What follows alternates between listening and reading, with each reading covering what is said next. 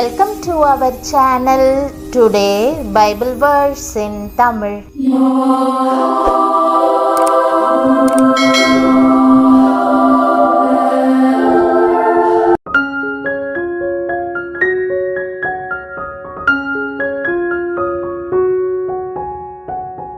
இன்றைய வசனம் ஏசாயா 43 அதிகாரம் 1 வசனம். கிறிஸ்துவுக்குள் பிரியமானவர்களே, நம்முடைய ஆண்டவரும் இரட்சகருமான இயேசு கிறிஸ்துவின் வல்லமையுள்ள நாமத்தில் உங்களை வாழ்த்துகிறேன். இப்போதும் யாக்கோபே, உன்னை சிருஷ்டித்தவரும் இஸ்ரவேலே, உன்னை உருவாக்கினவரும் ஆகிய கர்த்தர் சொல்லுகிறதாவது, பயப்படாதே, உன்னை மீட்டு கொண்டேன், உன்னை பேர் சொல்லி அழைத்தேன், நீ என்னுடையவன் என்ற வாக்குதத்த வசனத்தை இன்று நாம் தியானிப்போம். இந்த வசனத்தின் மூலம் தேவன் தாம் உங்களை மீட்டு கொண்டிருப்பதால் பயப்பட வேண்டாம் என்று நிச்சயமாய் கூறுகிறார். அவர் உங்களை பெயர் சொல்லி அழைத்து நீ என்னுடையவள் என்று கூறுகிறார். இன்றைக்கு நீங்கள் திரும்பவும் பாவம் செய்வதாக உணர்ந்து தேவன் என்னை மன்னிப்பாரா என்று சந்தேகப்படலாம். பாவத்தை விட்டுவிட மனதாயிருந்தாலும் மீண்டும் அதே தவறுகளை செய்து கொண்டிருக்கலாம். தேவன் என்னை மீண்டும் சேர்த்து கொள்வாரா என்று நீங்கள் கேட்கலாம். தேவன் உங்களை பெயர் சொல்லி அழைத்திருக்கிறபடியினால் அவர் பாவத்துடனான போராட்டத்தை மேற்கொள்ள உங்களுக்கு உதவி செய்து தம்முடைய அன்பின் கரங்களினால் உங்களை அணைத்துக் கொள்வது உறுதி. அவர் நீ என்னுடையவள் என்று சொல்லுகிறார். ஆகவே இன்றே அவரிடம் ஓடுங்கள். பாவங்களை பின்னாக விட்டுவிட்டு அவருடைய பார்வைக்கு ஏற்ற காரியங்களை செய்யுங்கள். அவர் உங்களை ஜெயத்திற்கு நேராக வழிநடத்தி நீங்கள் செய்கிற காரியங்கள் எல்லாவற்றிலும் வெற்றியை அருளுவார். தேவனுடைய மீட்பு குறித்து நன்றி அறிதல் உள்ளவர்களாக இன்றைக்கு அவரை தேடுவோம். நீதி கேட்டு சிலர் போராடுகிறார்கள். அதிக வருமானம் கேட்டு சிலர் போராட்டம் நடத்துகிறார்கள். அரசாங்கத்துக்கு விரோதமாக ஜனங்களும் அதிகாரிகளுக்கு விரோதமாக கீழே பணியாற்றுகிறவர்களும் போராடிக்கொண்டே இருக்கிறார்கள். ஏழை வயிற்றுக்கும் வாய்க்கும் இடையே போராடுகிறான். பணக்காரன் அந்தஸ்துக்கும் ஆடம்பரத்துக்கும் இடையே போராடுகிறான். ஆனால் தேவனுடைய பிள்ளையாகிய உங்கள் ஒவ்வொருவருக்கும் ஒரு போராட்டம் உண்டு. அது என்ன போராட்டம்? சாத்தானோடு கூட போராட்டம், பாவத்துக்கு எதிரான போராட்டம், உலகம் மாமிசத்துக்கு எதிராக போராட்டம். நீங்கள் பரலோக பாதையிலே செல்லுவதை சாத்தான் விரும்புவதில்லை. கர்த்தருடைய பிள்ளைகளுக்கு விரோதமாய் அவன் இடைவிடாமல் போராடுகிறான். வேதம் சொல்லுகிறது, மாம்சத்தோடும் இரத்தத்தோடும் அல்ல, துரைத்தனங்களோடும் அதிகாரங்களோடும் இப்பிரபஞ்சத்தின் அந்தகார லோகாதிபதிகளோடும் வானமண்டலங்களிலுள்ள பொல்லாத ஆவிகளின் சேனைகளோடும் நமக்கு போராட்டம் உண்டு. மாத்திரமல்ல, நீங்கள் பாவத்தோடு கூட இடைவிடாமல் போராடி ஜெயம் பெற்றவர்களாய் காணப்பட வேண்டும். அநேகர் உலகத்தோடும் பாவத்தோடும் துன்மார்க்கத்தோடும் ஒத்து போய்விடுகிறார்கள். அவர்கள் உலகத்தின் ஆசா பாசங்களோடு போராடி ஜெயம் பெறுகிறதில்லை.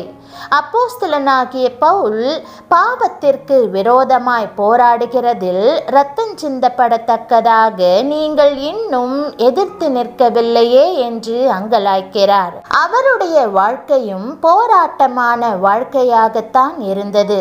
அந்த போராட்டத்தை குறித்து அவர் நல்ல போராட்டம் என்று குறிப்பிடுகிறார். நல்ல போராட்டத்தை போராடினேன், ஓட்டத்தை முடித்தேன், விசுவாசத்தை காத்து கொண்டேன். அதுவே அவருடைய சாட்சி. அந்த போராட்டம் நன்மையாகவே முடிந்தது. அவர் ஓட்டத்தை ஜெயமாகவே ஓடி முடித்தார். அந்த ஓட்டத்தின் முடிவிலே அவருக்கு ஒரு பெருமிதம், மகிழ்ச்சி, எதிர்பார்ப்பு இருந்தது. இது முதல் நீதியின் கிரீடம் எனக்காக வைக்கப்பட்டிருக்கிறது. நீதியுள்ள நியாயாதிபதியாகிய கர்த்தர் அந்நாளிலே அதை எனக்கு தந்தருளுவார் என்று உற்சாகமாய் எழுதுகிறார். பரிசுத்தவான்களுடைய வாழ்க்கையை ஆராய்ந்து பாருங்கள். அவர்கள் தங்கள் போராட்ட வாழ்க்கையிலும் எப்படி கர்த்தருக்காக வைராக்கியத்தோடு நின்று ஜெயங்கொண்டார்கள் என்பதை சிந்தித்து பாருங்கள். உலகிலுள்ள பரிசுத்தவான்களுடைய சுதந்திரத்தில் பங்கு பெறும்படி எப்போதும் பாவத்தை எதிர்த்து நின்று போராடுவீர்களாக. பாவ சோதனைகளை கொண்டு வந்து சத்துரு உங்களை எதிர்த்து வரும்போது இயேசுவின் இரத்தத்தை அவன் மேல் தெளிப்பீர்களாக. அப்பாலே போ சாத்தானே, உலகமும் அதன் ஆசை இச்சைகளும் எனக்கு வேண்டாம், நான் கர்த்தரையே பின்பற்றுவேன் என்று சொல்லுங்கள். நீங்கள் அக்கினியாய் ஜீவித்தால் பாவம் உங்களை மேற்கொள்ளாது. நீங்கள் செய்ய வேண்டியதெல்லாம் தேவனை சார்ந்து கொள்ளுங்கள். நம்முடைய பாவங்களை நாம் அறிக்கையிட்டால் பாவங்களை நமக்கு மன்னித்து எல்லா அநியாயத்தையும் நீக்கி நம்மை சுத்திகரிப்பதற்கு அவர் உண்மையும் நீதியும் உள்ளவராய் இருக்கிறார் என்று வேதம் கூறுகிறது. மன்னிப்பு என்பது தேவனுடைய அன்பினால் கிடைக்கின்ற மாபெரும் பரிசு. அது நம்முடைய பாவத்தையும் அதனால் ஏற்படுகிற விளைவுகளையும் அழிக்கிறது. உண்மையான விடுதலையை பெற்றுக்கொள்ள உங்கள் பாவங்களை மறைக்காமல் அவற்றை இயேசுவிடம் அறிக்கை செய்யுங்கள். சிலுவையை நோக்கி பாருங்கள். அவர் ஒவ்வொரு பாவங்களையும் உங்களை விட்டு அகற்றுவார். அவைகள் மீண்டும் ஒருபோதும் உங்களை தொடராது. அவர் அடையாளங்களினாலும் அற்புதங்களினாலும் உங்கள் வாழ்வை கட்டுவார். ஜெபம். அன்பின் ஆண்டவரே, என்னை மீட்டு கொண்டதற்காக உம்மை ஸ்தோத்தரிக்கிறேன். நீர் என்னுடையவர் என்று நான் சொல்லும் வண்ணம் என்னை பெயர் சொல்லி அழைத்து உம்முடையவள் என்று உரிமை பாராட்டுவதற்காக உமக்கு நன்றி செலுத்துகிறேன். உம்மை குறித்து ஆழமாக அறிந்து கொள்ளவும் உம்மை கிட்டி சேரவும் நீர் என்னை தெரிந்து கொண்டிருப்பதால் நன்றியுள்ளவளாய் இருக்கிறேன். இன்றைக்கு பாவத்தினாலும் உலக இன்பங்களுக்கான இச்சைகளினாலும் வரும் போராட்டங்களை நான் மேற்கொள்ள உதவ வேண்டும் என்று ஜெபிக்கிறேன். உம்மால் வராத காரியங்கள் எல்லாம் என்னை விட்டு விலகட்டும்.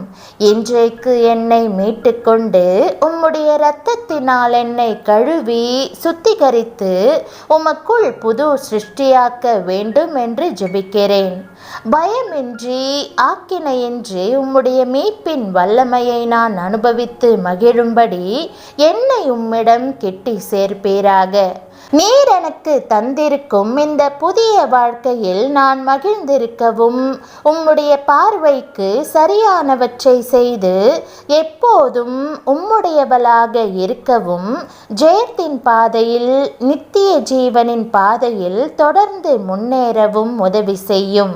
நீர் அளிக்கும் இந்த ஈவுக்காக உமக்கு நன்றி செலுத்தி இயேசுவின் நாமத்தில் ஜெபிக்கிறேன் நல்ல பிதாவே, ஆமேன்.